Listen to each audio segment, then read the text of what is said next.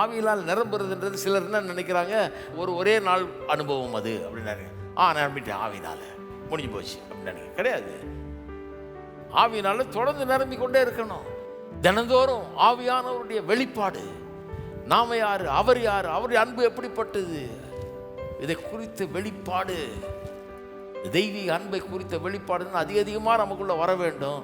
அது உண்டாக உண்டாக உண்டாக திருமண வாழ்க்கை இன்னும் அருமையானதாக, ஆசீர்வாதமானதாக, செழிப்பானதாக, நல்லதாக இருக்கும். திருமண வாழ்க்கையில் இருக்கிறவர்கள் அப்படி ஆவியினால் நிரம்பி இருக்க வேணும். அப்போதான் இன்னொருத்தர் கொஞ்சம் குறைவுபட்டா கூட, அப்படி இல்லைன்னா கூட நம்ம கொஞ்சம் தாங்கிக்க முடியும். ஏன்னா அன்பு எல்லாத்தையும் தாங்கும், சகிக்கும், எல்லாம் பண்ணும். ஆனால் நம்ம எப்படி ஆயிடுறோம்னா, நம்முடைய வாழ்க்கை துணை தான், அவங்க அன்பு தான் நமக்கு பெட்ரோல் மாதிரி இருக்குது. அதனால் அவங்க அன்பு நின்று போச்சுன்னா பெட்ரோல் இல்லாத வண்டி மாதிரி ஆயிடுது.